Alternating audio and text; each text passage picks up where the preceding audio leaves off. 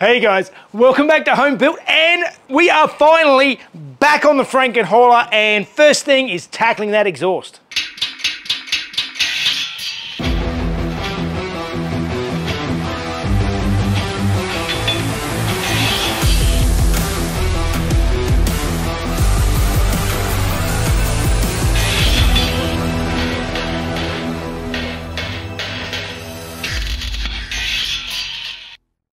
All right guys, welcome back, and it's been probably over a month now since I've done anything on the Franken hauler, and I actually missed working on it. I really enjoy this sort of heavy fabrication type stuff, whereas the Ferrari has been lots of little niggly things, which is never the fun stuff. The fun stuff is this bit, this part right here, doing the hard graft and getting the bulk of the project off the ground. So where we finished, I got all of the intercooler piping done and the turbo mounted, and last you saw I actually made the dump pipe for the turbo. Now I need to connect up the exhaust. Now I'm going to reuse the original exhaust, or at least as much of as I can. So that is my first task for today, is to get under there and see if we can connect this all up and make it all fit. All right, so I've sat the old exhaust off of the bus under the truck, and it's roughly lined up where it needs to go. Now, because I have moved the engine back, this cradle here is for the gearbox. This I've moved rearward, so it interferes. So everything's moved back 240 millimeters, but the rest of the exhaust lines up nicely. The main thing that's interfering is this valve, which is for the exhaust brake. So what I'm gonna do is I'm gonna cut this valve off and see if I can bolt up the rest of the exhaust back where it's supposed to go and deal with the front half and see what we can make fit. So I start by cutting off the exhaust valve and then just bolting up the exhaust back into its factory location.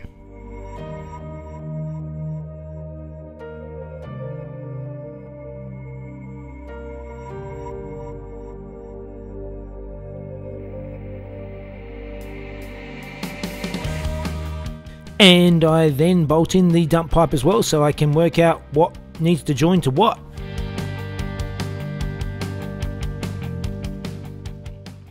All right, so I bolted my dump pipe onto the turbo, and I've gone through, and now I have fitted up the exhaust in the original location. The issue I have now is I have this, which is the exhaust brake, and there is no, it's a bit too tight. The only place I can put it is up in here, and it's too tight to fit in there. So what I'm actually thinking about now is I might actually cut off this front muffler, and I might try and mount it behind the rear muffler, because I think I can fit it in about here, because I want this exhaust outlet to be closer to the tyres on the final truck. So I start by cutting off the front muffler and removing it completely, and then trimming it up and trying to make space so that I can weld it onto the rear.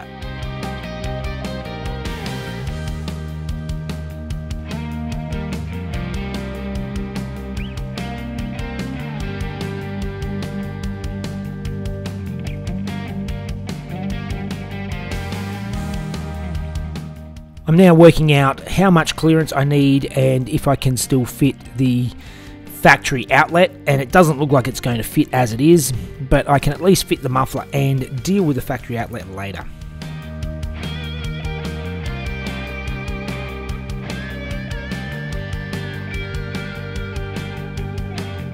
Once I've mocked it up, I can just tack it in place and modify the original mount to take the weight.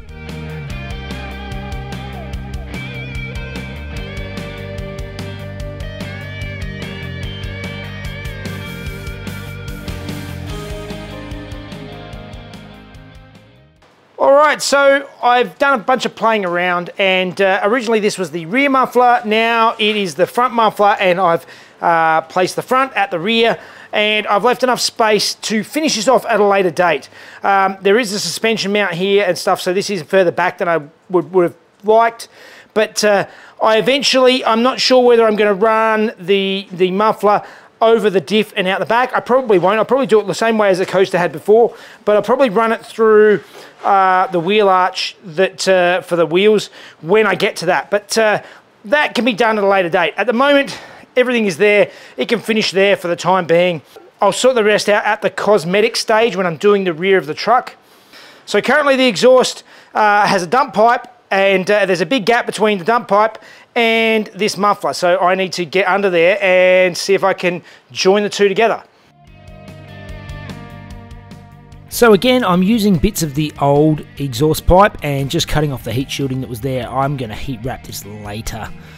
But now it's a matter of piecing things together. So it's a lot of doing a little measurement, take a cut, measure, cut, and then sort of tape and tack each piece together to try and get something that will flow in the direction I want it to.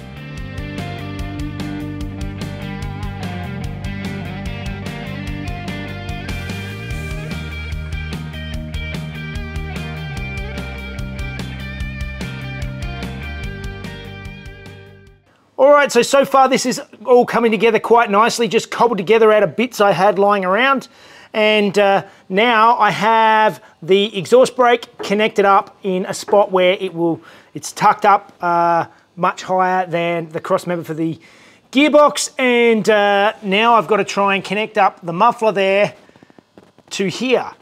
And it's got to sort of do a step in here somewhere. So I'm going to make it step around the frame here. I need to get a couple of little bends, so I'll see if I can scavenge a couple of little bends from somewhere and try and make something to join these two bits together. So to get a nice square cut, I use a cable tie around the pipe to mark my line, trim it to shape, and then I use the bench sander to get a nice flat end. When you're making exhaust, it's always good to remember the cleaner you can get your joins, the easier it's going to be to weld up later on. And now I'm reusing one of the original exhaust hangers to make a new hanger for the forward part of this exhaust.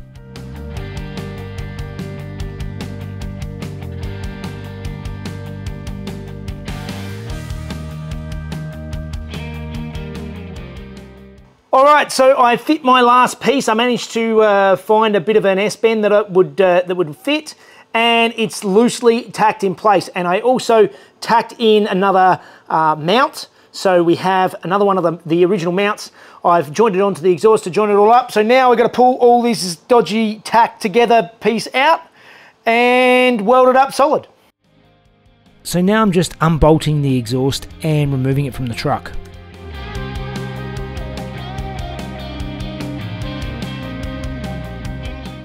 I did actually put a joiner at the bottom of the downpipe, and thankfully a couple of my tacks broke and it made it easier to weld the exhaust up properly in pieces.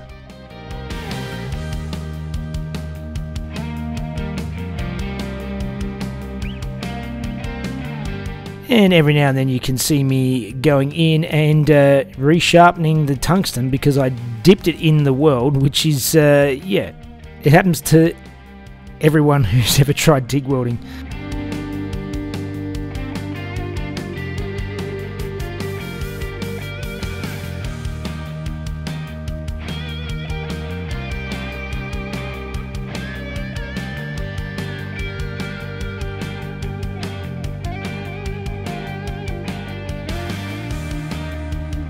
And once I'm happy, I can bolt it back in for good. Alright, and you can see that I have my exhaust done now. There's some ugly welds, and it's definitely not the prettiest, but it's free. That was an exhaust built completely out of scraps and bits I'd had lying around. So I built that entirely out of the old exhaust and scraps I had lying around, left over from the Ferrari, and just bits of pipe that I had lying around. So I have a totally free exhaust into the Frankenhauler, and that is another job I can tick off the list, which basically means now all of the major components that I needed to get done are done, are located, and I know where everything needs to go. So now it's time, I think, to start pulling out all of the pieces I made in the dash and all of this stuff that I cobbled together and I've just sort of tacked. I need to pull all of that out, unbolt it all, bring it out, and start welding it up properly so that it's nice and solid, and then I can move forward later and start building the firewall. So let's start tearing it out.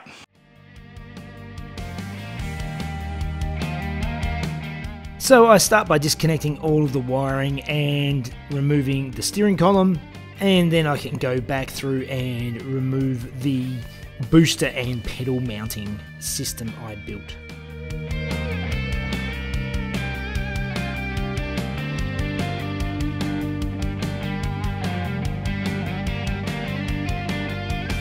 Now with the booster and the pedal mounting brackets removed, I can go through and weld them up solidly as well. It is definitely not the prettiest, most elegant solution, but it's nice and solid and it's doing the job.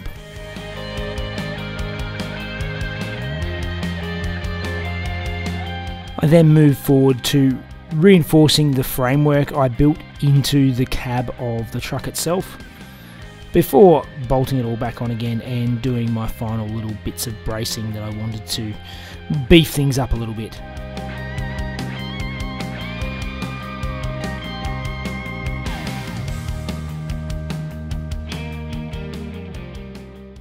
Alright, so I've now welded solid all of the pedal assembly. It's not pretty, but it is definitely doing the job. But this is all going to be hidden in any case, because I need to start looking at what I need to do to build my firewall around all of this. Now, I did cut off the steering mounts. There are a couple of mounts here where I bolted the eyes to, and I realized that I want that attached to the firewall side, not this brace for the pedals, which is all internal. It needs to be external, so that will be tackled then. For now, I've got to start scratching my head and start playing with some cardboard and see what we can do about making up some firewall stuff. I start by making a little bit more clearance in the footwell for some of the bits that aren't really going to be helping me, and I have a good base to start with. And I take some rough measurements and go over to my cardboard and cut out my initial piece for my center tunnel. Now I mark the center and sort of just keep folding and cutting and trimming until I sort of find a shape that I'm relatively happy with.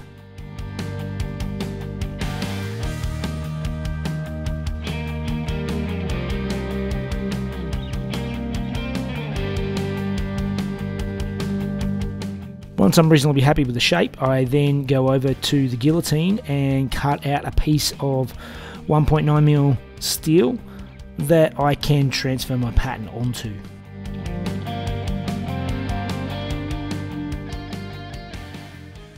Alright, so I'm starting to tackle that center tunnel panel, and I'm starting on the English wheel with the rubber roller over the top and my sharpest lower anvil.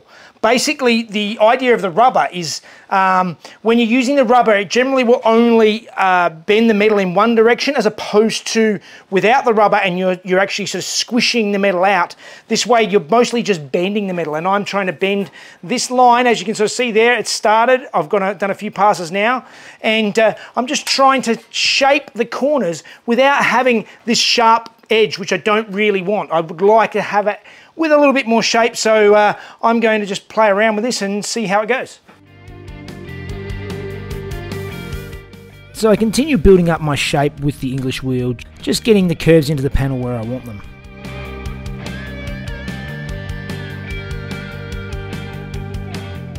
Then I test mock it up and fold a flange on either side of the tunnel piece, just to help with fitment and welding it all together later.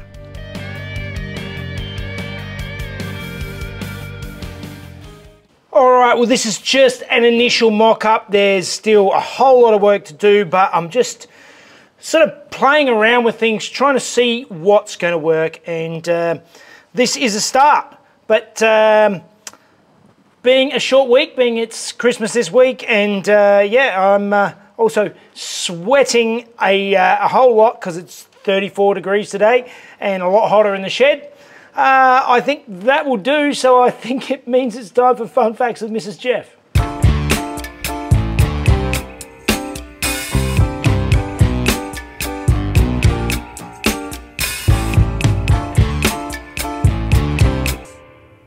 Hey guys, on New Year's Day, coming up soon for us as well, 1919, Henry Ford named his 25-year-old son Edsel president of Ford Motor Company. Unlike Henry, who was practical and conservative, Edsel was flamboyant, artistic, and elitist. Edsel, from then on, continually tried to move Ford more upmarket, particularly with Mercury and Lincoln. In 1931, Edsel hired a young designer, Eugene Gregory, and tasked him with designing a new roadster, which should be long, low, and rakish. Based on a 1932 Ford chassis, he built the Model 40 Special Speedster. The suspension was heavily reworked in the front to get it low, and the rear suspension was flipped, with the chassis rails passing under the axle. It was powered by a 75 horsepower, 221 cubic inch flathead V8. The plan was to put the car into production, but it all fell through, although Edsel did continue to use the car until his untimely death in 1943 from stomach cancer. The car had a few owners before being taken in and restored by the Edsel and Eleanor Ford House in 2010, where it remains to this day. You guys are making a lot of noise. A lot of noise. All right, so yeah, we have a new member to the family, Minka, and still have Shorty. And the Frankenholer is coming along nicely. We've got an exhaust and starting to work on that firewall. I'm really looking forward to getting stuck into that over the coming weeks. So that should be fun, and sort of getting this buttoned up on the inside. So yeah, we can actually get it sort of all running and rolling and moving. Fantastic. Like, subscribe, let Jeff know what you think about the videos as always, and of course Patreon if you want to help him out, and support him in his crazy builds and see the videos day early, no ads. Sounds good. Alrighty. So I hope you guys all have a happy new year, and yeah, we'll see you next year at this stage. Bye guys. See you guys. Based on a 1932 Ford Roadster, he built...